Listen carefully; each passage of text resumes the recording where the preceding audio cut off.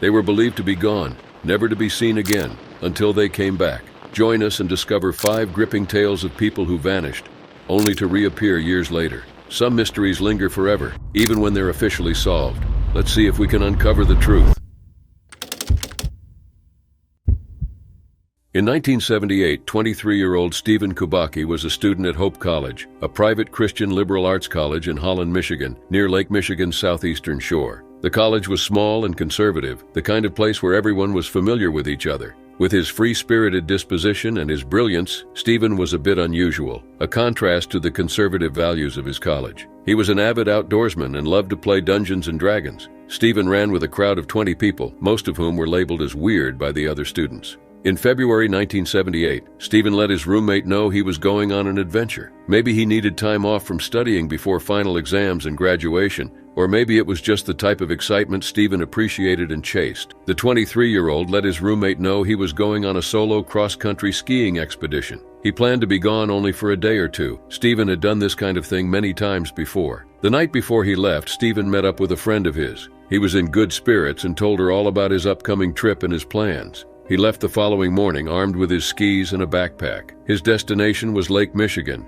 which was bound to be breathtaking at that time of the year. His friends knew Stephen was going to come back in a day or two. On February 20th, 1978, Holland police were contacted by a group of snowboarders. What the snowboarders had to say was baffling. According to the group, they had found an abandoned pair of skis and backpack on the shore of Lake Michigan at the end of a trail that began at the St. Augustine Seminary in Saugatuck. When the police got there, they followed the trail and found the skis and backpack in a neat, orderly manner. The skis were facing the lake side by side. There were ski poles, too, stuck upright in the snow. The backpack lay on top of the skis. And to make matters even more bizarre, there were footprints in the snow, forming a path past the skis and heading out over the lake, where they ended, as if their owner had vanished from the face of the earth. It was a striking picture, one that at first glance could lead anyone to the same logical conclusion. It looked like the owner of the skis had drowned in the vast Lake Michigan. When police searched the backpack, they found a dentist bill inside. Stephen Kubacki's name was on it. Authorities knew now who they were looking for.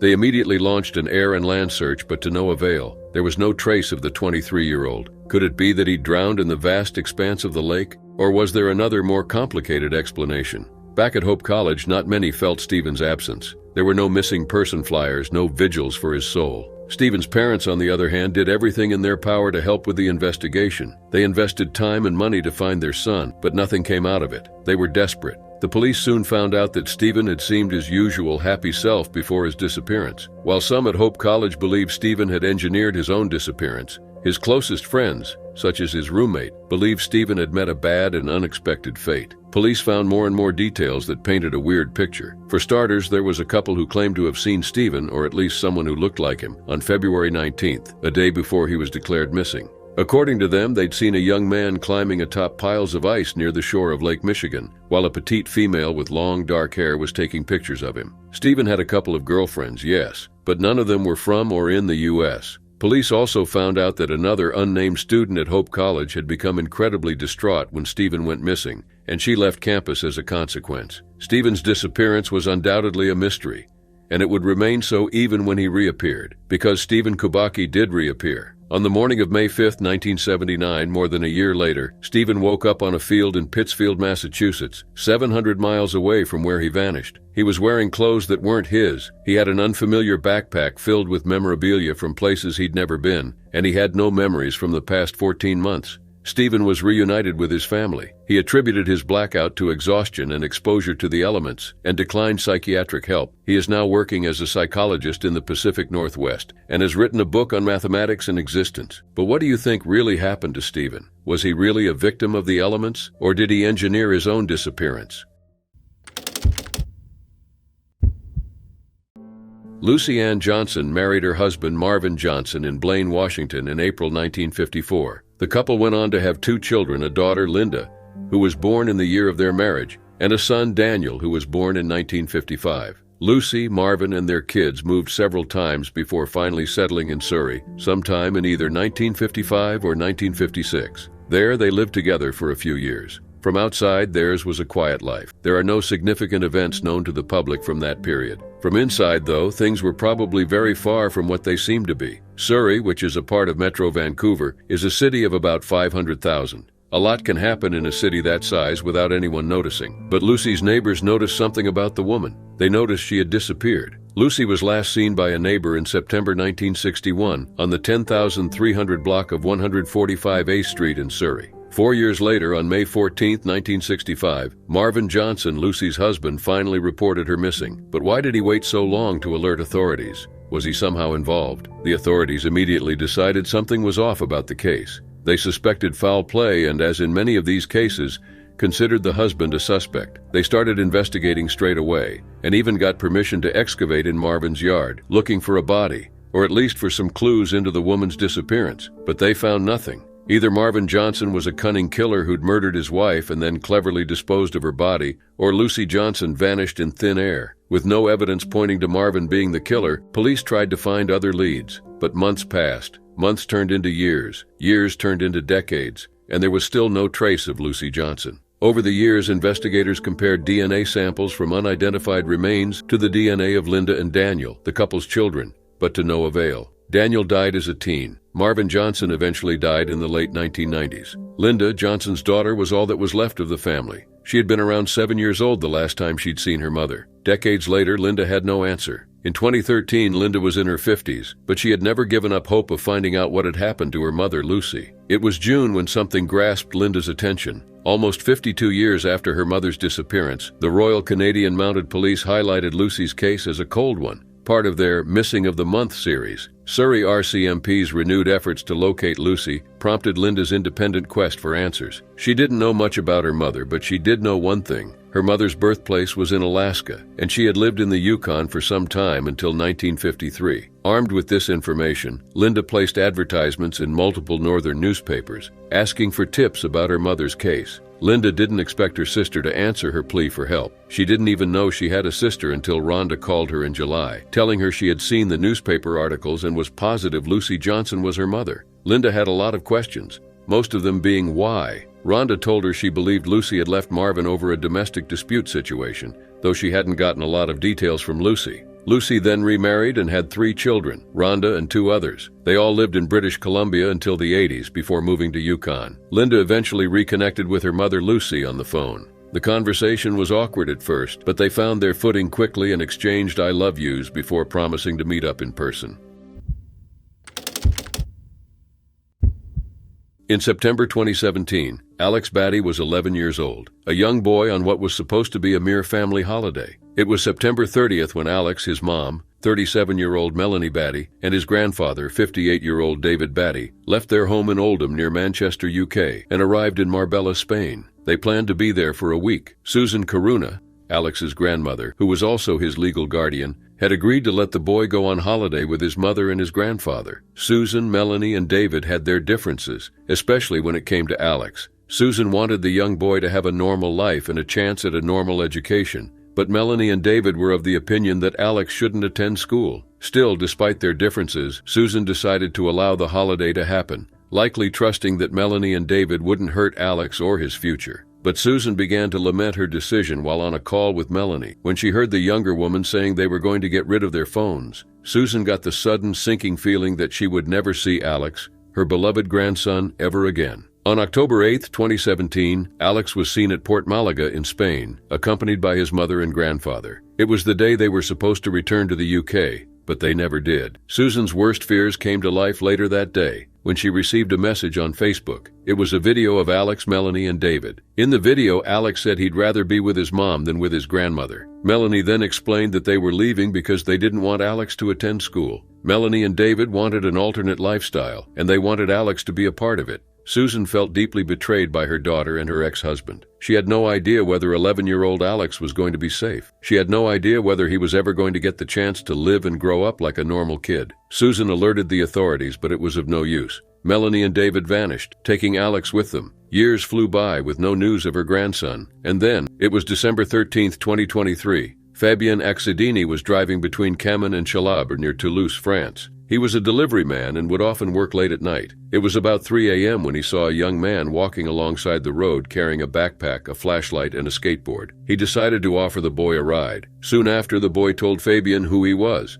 His name was Alex Batty, and he needed to send a message to his grandmother, Susan. Fabian gave him his phone. Alex quickly wrote and sent a text to Susan telling her he wanted to come home. Authorities were alerted, and Alex finally returned to the UK to his grandmother. Alex, who was now 17 years old, told authorities he had lived a nomadic lifestyle for the past few years, traveling between Spain, Morocco, and France. His family engaged in spiritual practices and contemplation of esoteric subjects. Alex also revealed that he had decided to leave his mother and grandfather years before because he wanted a more stable and normal life and access to education. He also said that while in France, he lived with a family in a remote mountain farmhouse and that they inspired his desire for normalcy. On December 22nd, Greater Manchester Police confirmed they had launched a criminal investigation into Alex's alleged abduction at the age of 11.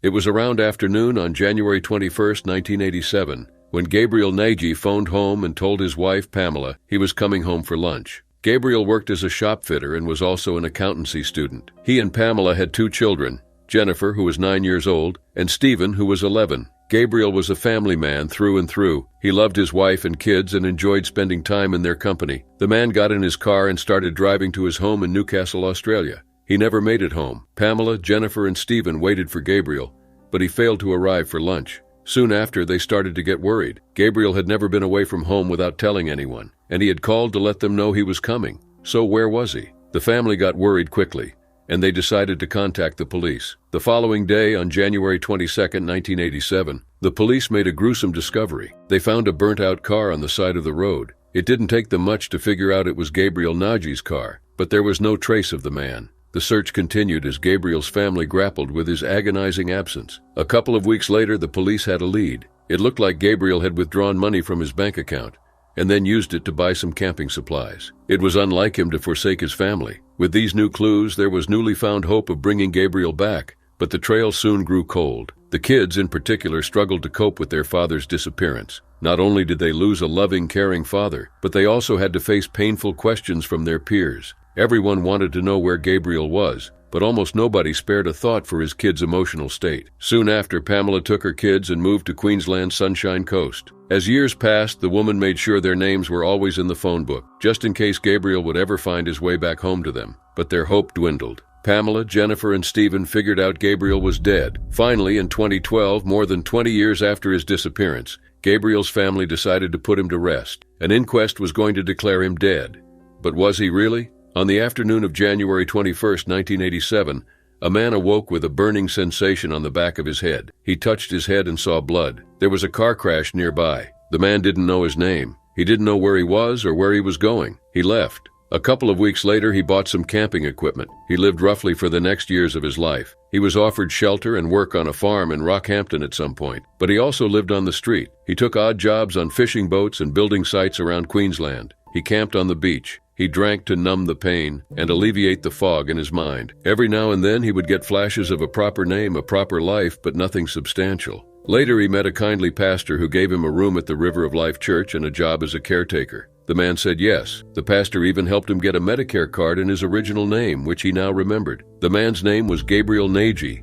That much he knew. In 2012, Gabriel Nagy received a call from a senior constable, Georgia Robinson. She wanted to come see him. Once she got to his location in Mackay, Queensland, the woman let him know he was a missing person. He had a family, a wife, Pamela, and 2 adult kids, Jennifer and Stephen. They had been notified about his being alive just 2 weeks before they were going to declare him officially dead. Gabriel took all of this in, then wrote a letter to his family. It was 7 pages long, filled with things he wanted to say to all of them. 2 weeks later, 32-year-old Jennifer flew to Mackay to see her father for the first time in 23 years. Gabriel decided to stay in Mackay and keep his job as a caretaker, but he also opted to keep in contact with his family.